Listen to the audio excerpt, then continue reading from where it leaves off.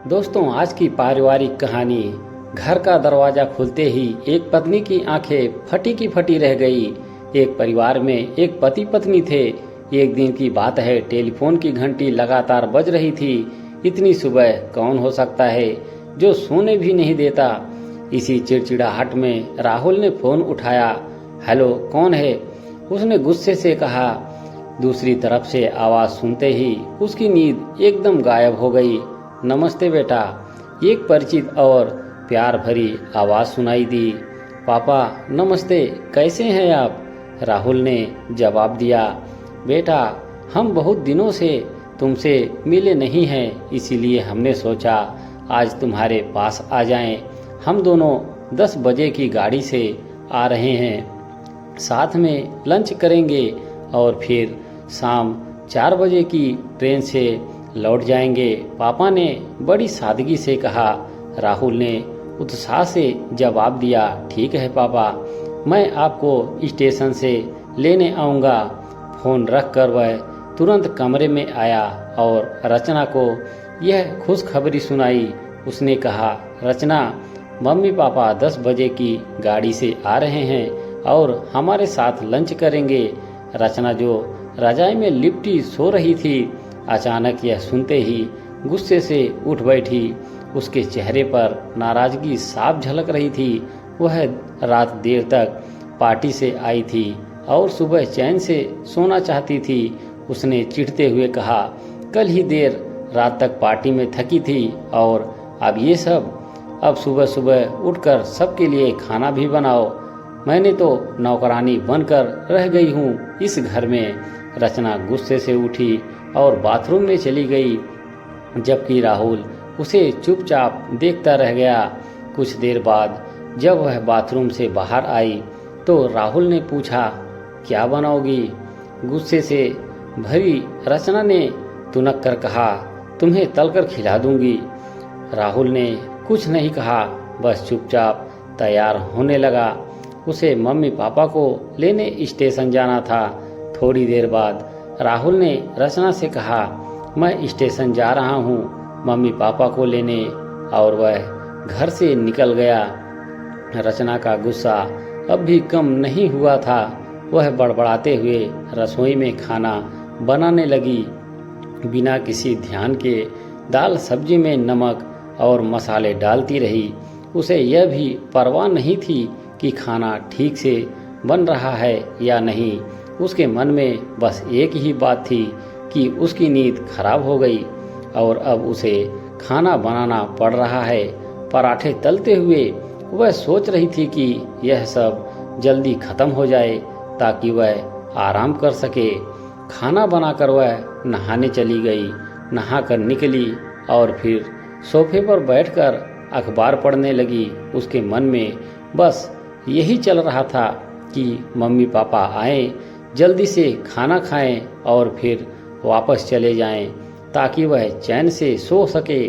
थोड़ी देर बाद दरवाजे की घंटी बजी।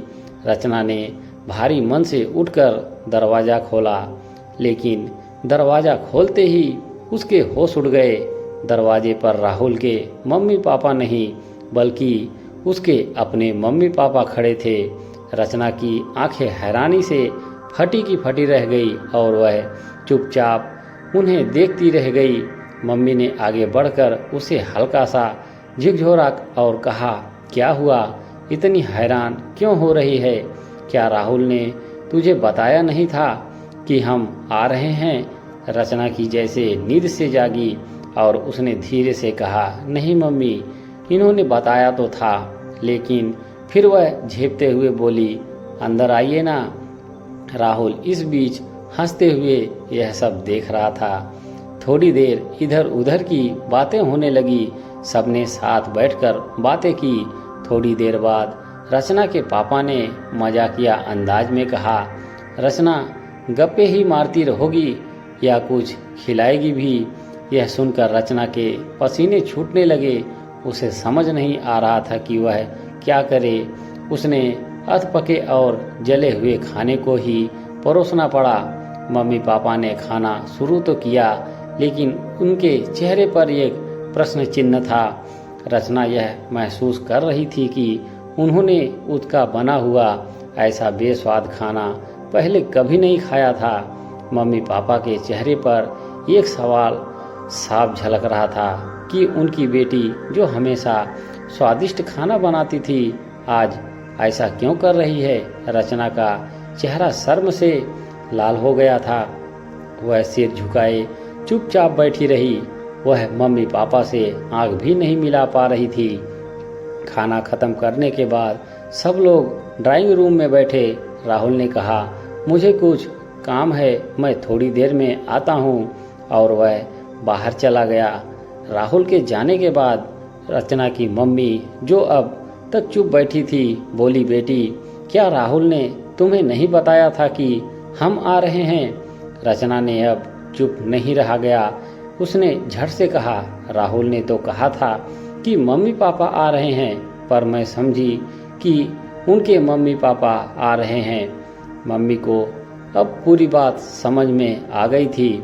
उन्होंने बहुत शांति से रचना को समझाते हुए कहा, बेटी, चाहे हम हों या उसके मम्मी पापा, तुम्हें दोनों का एक समान सम्मान देना चाहिए।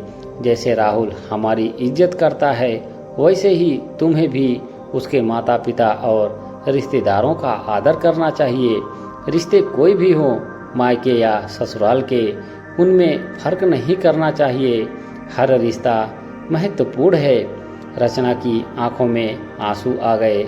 उसे अपनी गलती का एहसास हो चुका था और वह खुद को बेहद शर्मिंदा महसूस कर रही थी। माँ ने प्यार से उसके आंसू पोंछते हुए कहा, याद रखना बेटी, चाहे कोई भी हो, माँ तो हमेशा माँ होती है, फिर चाहे वो तुम्हारी हो या उसकी। यह कहकर मम्मी ने रचना को गले लगा लिया और रचना के दिल में हल्की सी मुस्कान आ गई। उसे अब समझ में आ गया था कि ससुराल के रिश्ते भी उतने ही महत्वपूर्ण हैं जितने मायके के। वह मन ही मन यह कसम खा चुकी थी कि अब से वह हर रिश्ते को सम्मान और प्यार देगी, जैसे उसे उसकी मम्मी ने सिखाया था। इस छोटी सी घटना ने रचना को यह सिखा दिया कि रिश्ते आपसी प्यार और सम्मान से ही मजबूत होते हैं। उसी दिन से रचना ने तय किया कि उसके सास ससुर भी माता पिता समान ही हैं। दोस्तों, कहानी पसंद आई हो तो एक लाइक जरूर करें। हमारे चैनल पर आपको ऐसी ही रोचक और मनमोहक कहानियाँ सुनने को रोजाना मिलती रहेंगी। धन्यवाद।